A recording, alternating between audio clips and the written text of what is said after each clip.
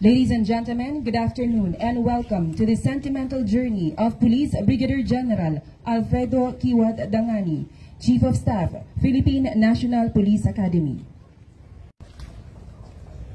Good afternoon, everyone. Thank you for giving me the honor in introducing a man of honor for this visit in sentimental journey. Our staying in admired guest is an Kalinga. He is not new to many of us because, aside from being a native here, he has served his province in different capacities. He was born in Pugnay, Tinglayan on April 12, 1968, and he belongs to the Dananaw Butbut tribe. He started his education at Agbanawag Elementary School and graduated in 1982 as the salutatorian. He continued his secondary education at Tirad View Academy, Quirino, Ilocos Sur, from 1982 to 1986, where he graduated as the valedictorian. From 1987 to 92, he pursued his college at the University of Northern Philippines in Bigan City and Baguio Colleges Foundation in Baguio City with a degree, Bachelor's of Science in Mathematics.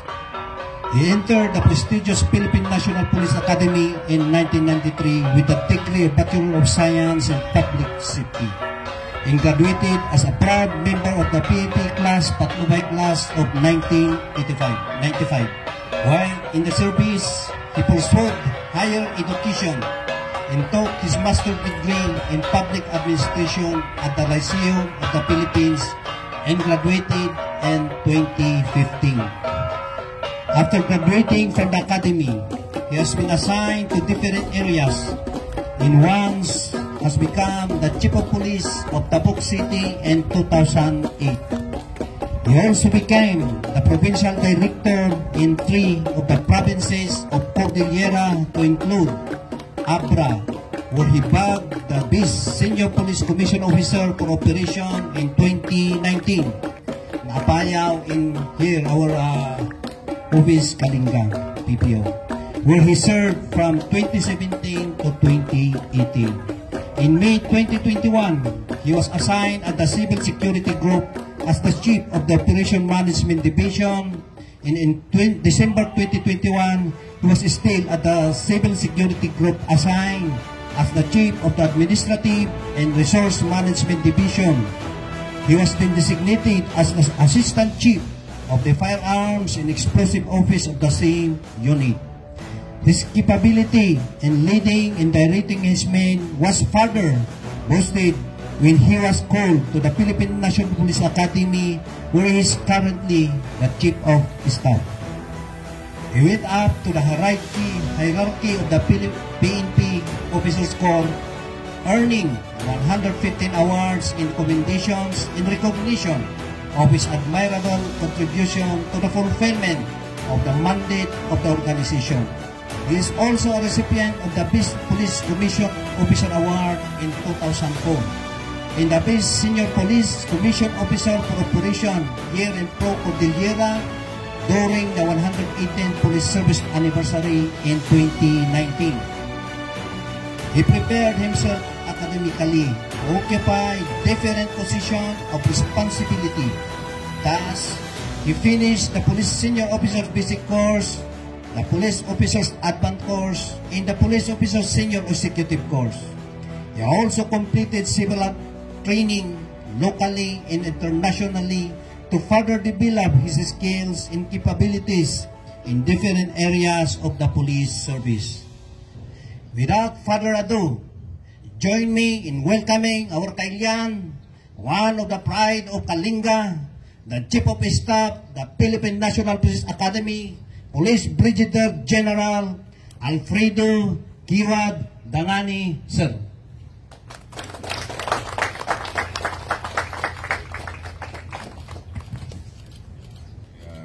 Thank you for that very kind and right introduction. Actually, I am overwhelmed by the kind of preparation that you have accorded to me this afternoon, so as if I don't know what to say. And ladies and gentlemen, good afternoon. I just came here personally to thank you, especially the men and women of the Kalinga Police Provincial Office who have been with me before and who stayed with me when I was the provincial director. And I am very much thankful for your friendship also that you have shown to me and your cooperation, especially during my stay here. You know, time really flies. Sa ngayon, abot kamay ko na ang finish line. Because I'll be turning 56 next month. 56 next month. And I'm very much excited with my retirement. Actually, last week, sabi ni Senator Subiri, when he was our guest of honor and speaker during our homecoming, na for signature na daw yung reorganization bill, na PNP reorganization bill. But actually, 2 days ago, it was already signed. They're just waiting for the, I don't know if they will be preparing the IRR of that new law, the reorganization bill of the Philippine National Police. Sabi nila, at pinag-aantay pa ako ng mga classmates ko, sabi nila, pag nilabas, may plus 1 year ka pa, sabi nila sa akin. Hahaba pa ang serbisyo mo, sabi nila. But it doesn't matter to me anymore. After all, my mind is set at 56. And what matters most is the quality of service that I had rendered, of course, to my God, country, and fellow men. I'm most happy because as I look back, I realized that I had only 4 wishes or prayer requests to God. And among the 4 wishes, all were granted. And first, when we were about a week before graduation in the academy, the Philippine National Police Academy in 1995, we had to draw, just like an ordinary raffle draw, of the bureau where we would be assigned to. It's either sa Bureau of Jail Management and Penology, Bureau of Fire Protection, or sa PNP. But before I picked that small rolled piece of paper, I prayed to God that He may bring me to where I can serve Him best. Then He sent me to the Philippine National Police. Second prayer was when I was ready to become a chief of police. I prayed that I wanted to serve my own place, Tabuk City, before any other places. Then He sent me to become the chief of police of Tabuk City in 2008. Third prayer request was when I was ready to become a provincial director. I prayed that I wanted to serve my own beloved province of Kalinga before any other provinces. Then He sent me to become your provincial director in 2017. Fourth, and the last wish or prayer that I uttered was when I prayed that He would grant me the star rank if He knows that I can serve Him even better. Then He granted me this star rank. God is so good all the time. Why am I telling you this? To testify to you of the goodness of God, of course. Not only to me, but to each and every policeman here. I tell you, You do not need a boss or amo, whether a general or a seasoned politician. I had none of them, but I reached the star. It was God, and God alone was my most powerful backer. He did it to me. He will also do it to you.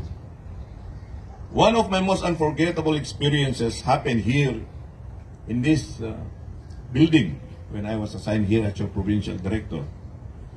I believe that many of you remembered in 2018, after my 50th birthday, which we celebrated at Golden Berries.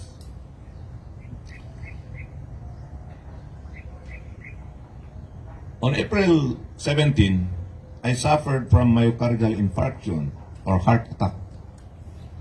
The first miracle there is that I was able to survive the 95% blockade, more or less, in the arteries that supply blood in my heart. After 59 hours of waiting time, that includes, of course, the flying time via an air ambulance from Tuguegarao City to Manila before I was treated of angioplasty. The second miracle was that our regional director then, General Carranza, Ted Carranza, did not relieve me as your provincial director. Miracle, I said, it is a miracle because it has been my observation that when a provincial director suffers from heart attack or stroke, he is immediately relieved. But not in my case. RD Carranza din, ipinaglaban niya ako doon sa krame, sa DP, na hindi daw ako pwedeng i-relieve at palitan dahil work-related ang naging sakit ko. And instead, binigyan pa ako ng longer period o mas mahabang panahon na makarecover at makapagpahinga. Almost 2 months of, tawag natin noon bukupas. That's why, ganun kalaki ang believe ko sa kanya, ang respeto ko rin sa kanya. He became instrumental to fulfilling my dreams and desires, especially here in Kalinga. Actually, si Sir Ted Carranza is now our Vice Mayor in Silang, Cavite. After his retirement, he joined politics and was elected as the Vice Mayor of Silang, Cavite. During the Gaang and Dakalan tribal conflict, I went there and I have heard some of the people there telling that I was the only first provincial director so far to be able to visit them. It felt good that my effort of hiking hours towards there on rainy days was appreciated and led us to a very fruitful peace talk. During the Tinglayan and Tolgao tribal conflict, we went there together with then Mayor Tuban and other leaders. Pati si Dalit Pastor Awas. And even the Mayor of, then Mayor General Tigangay of Tanudan. And si Mayor Chauik din. All of us went there. Personally, pitched the proper boundary between the two tribes. Ladies and gentlemen, in my own way, it has always been my dream to unite all tribes here in Kalinga. In fact, my home in Cavite welcomes all people from here, regardless of tribe and affinity. Many of you can attest to that. So I encourage you, all policemen and women, that you should take the lead in the unity of all tribes here in Kalinga. Lastly, I would like to share to you once again my battle cry. If you could still remember my battle cry, the CAD, K-A-D, which stands for, K stands for knowledge, A, ability, and discipline. I have been discussing this to you before, that even though a person has, or full of knowledge, if he doesn't know how to apply the knowledge, he doesn't know, or he doesn't have the ability to apply the knowledge, then it's useless. So, meron ka ng knowledge, meron ka ng ability, but you don't have discipline, then you are nothing. So once again, I encourage you to equip yourselves with the needed knowledge, master your abilities, and impose discipline upon yourselves. These are my guiding principles in which I believe have made me into what I am now. It works. It really works. My special thanks to all of you, especially those who were able to work with me then. Special mention to my then PESPO, of course, retired Sergeant Baloran, who is also here with us. You did an exemplary job even in the midst of your family crisis. Some retired and active personnel who are here, of course, nabanggit ko na kanina, to the Kalinga PPO under the leadership, of course, of the energetic and ingenious Provincial Director, Colonel Lasuna, the Command Group, and the rest of the men and women here. Thank you so much for all your preparation and warm welcome. This is truly a red carpet treatment. And to all of you, nga awan labas na, agyaman ak unay, at ni Apo Diyos kumati may daydayaw ken may tanok ti daytoy nga okasyon tayo. At sa inyo, lalo sa inyo na nandyan sa nakatayo, kanina pa, protocol-wise dictate kasi na ganyan talaga when we are in the uniform service. Nobody is blamed to that except tayo rin. Kasalanan na natin, pumasok tayo dyan eh. Kasalanan natin, we are wearing this uniform, so we have to abide by the rules and regulations, the protocols of this organization. Hindi naman pa yun. So, thank you so much. And with this, may God bless us all.